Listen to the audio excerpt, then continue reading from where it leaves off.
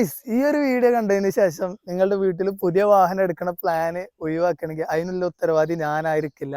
അപ്പോൾ പുതിയ വാഹനം എടുക്കാൻ പോണോൽ ഈ വീഡിയോ കാണാതിരിക്കാൻ ശ്രമിക്കുക. അപ്പോൾ കാർ കൺസൾട്ടന്റ് എന്ന ഒരു പേരിനോട് നീതി പുലർത്താൻ പോവുകയാണ് ഞാൻ.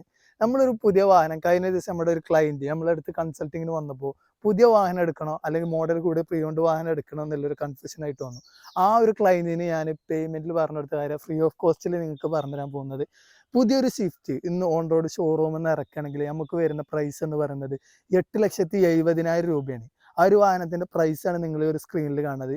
ഓൺ റോഡ് പ്രൈസിൽ എക്സ് ഷോറൂം എന്ന് പറയുന്നത് 7,29,500. ഈ ഒരു 7,29,500 GST സെസ്സും കൂട്ടി ചേർക്കുമ്പോൾ 29%, അതായത് 1,63,996 രൂപയാണ് നമ്മുടെ കയ്യിൽ നിന്ന് ടാക്സ് ഇനത്തിൽ പോകുന്നത്. പോട്ടെ ഗവൺമെന്റിലേക്ക്.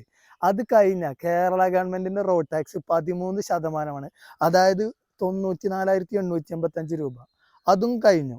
ഇവിടെ കൊണ്ടൊന്നും അവസാനിക്കുന്നില്ല ഗൈസ്. ഇനി ഇവിടുന്ന് അങ്ങോട്ട് താഴേക്കുള്ള കാര്യങ്ങൾ നിങ്ങൾ കരുതിയത് കമ്പനിക്ക് പോകാന്നുള്ളതാണെങ്കിൽ നമുക്ക് തെറ്റി. അവിടെ എല്ലാം നമ്മുടെ ഗവൺമെന്റ് അവരുടെ സാന്നിധ്യം ഊട്ടി ഉറപ്പിക്കുന്നുണ്ട്. അതായത് ഓട്ടോ കാർഡ്, ഫാസ്ടാഗ്, അതേപോലെ തന്നെ വാറന്റി, അതേപോലെ തന്നെ തുടങ്ങിയ ആക്സറീസ് ഇവിടെ എല്ലാം 18%. ഇൻഷുറൻസ് 25,000 രൂപ കൊടുക്കുന്നിടത്ത് ആ ഒരു ഇൻഷുറൻസിൽ വരെ 18% ഗവൺമെന്റ് GST ഇനത്തിൽ പിടിക്കുന്നത്. അത് 4,000 രൂപ. അങ്ങനെ ഓട്ടോ കാർഡ്, വാറന്റി ഓരോന്നിലും GST പിടിച്ച് ടോട്ടലി ഈ ഒരു വാഹനത്തിന് നമ്മുടെ കയ്യിൽ നിന്ന് ടാക്സ് മാത്രമായിട്ട് പോകുന്നത് 2,65,000 രൂപയോളാണ്. അതായത് 2,60,000. ടോട്ടൽ നിങ്ങൾക്ക് എത്ര ശതമാനം ടാക്സ് ആണ് പോണാരോ? 142% നമ്മളൊരു വാഹനം എടുത്തു കഴിയുമ്പോൾ ടാക്സിനെ മാത്രമായിട്ട് നമ്മുടെ കയ്യിൽ പിടിക്കുന്നത്. ഇതിന് പുറമെ നമ്മൾ ഈ ഒരു വാഹനത്തിൽ അലോയ് വീൽ, ടച്ച് ഒക്കെ എക്സ്ട്രാ ചെയ്യുമ്പോൾ ഇതിനൊക്കെ 28% നമ്മുടെ കയ്യിൽ നിന്ന് ടാക്സ് പിടിക്കുന്നത്.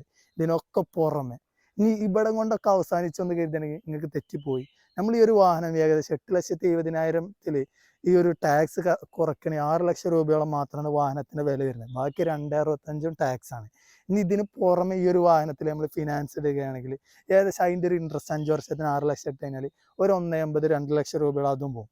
5 വർഷം കഴിഞ്ഞ് ഈ ഒരു വാഹനത്തിന്റെ വില നമ്മൾ കൊടുക്കുന്നത് 10.5 ലക്ഷം രൂപയാണെങ്കിൽ അന്ന് ആ ഒരു വാഹനം വിൽക്കുന്ന സമയത്ത് നമുക്ക് മാർക്കറ്റ് വില കണക്കാക്കാൻ പറ്റുക വെറും 6 ലക്ഷം രൂപയാണ്. ആ ഒരു സ്ഥാനത്ത് നിങ്ങളൊരു 2018-19 വാഹനമൊക്കെ എടുക്കണേ ഒരു 5 ലക്ഷം രൂപയ്ക്ക് നിങ്ങൾക്ക് സ്വിഫ്റ്റ് VX ഇന്ന് ഇറക്കാൻ പറ്റുന്നതാണ്. ഡയറക്റ്റ് പർച്ചേസ് നിന്ന് എടുക്കുകയാണെങ്കിൽ ആ ഒരു വാഹനം നിങ്ങൾ 5 വർഷം ഉപയോഗിച്ച് കൊടുക്കുകയാണെങ്കിൽ പോലും ഡിപ്രിസിയേഷൻ എമൗണ്ട് ആയിട്ട് വരുന്ന ഒരു 1.5 ലക്ഷം രൂപയോളം ആയിരിക്കും. അതായത് നിങ്ങൾക്ക് അപ്പോഴും 3.5 ലക്ഷം രൂപ മാർക്കറ്റ് വില ആ വാഹനത്തിന് ലഭിക്കും. അപ്പോൾ നിങ്ങളൊന്ന് കമ്പയർ ചെയ്തോളൂ. ഒരു 4 വണ്ടി ഇറക്കി ഒരു 4.5 ലക്ഷം രൂപ നഷ്ടപ്പെടുത്തുന്നതാണോ, നല്ലൊരു പ്രീ ഓൺഡ് ക്വാളിറ്റി കൂടിയ നല്ലൊരു വാഹനം എടുത്ത് ഒരു 1.5 ലക്ഷം രൂപ നഷ്ടപ്പെടുത്തുന്നതാണോ വൈസായിട്ടുള്ളൊരു തീരുമാനം?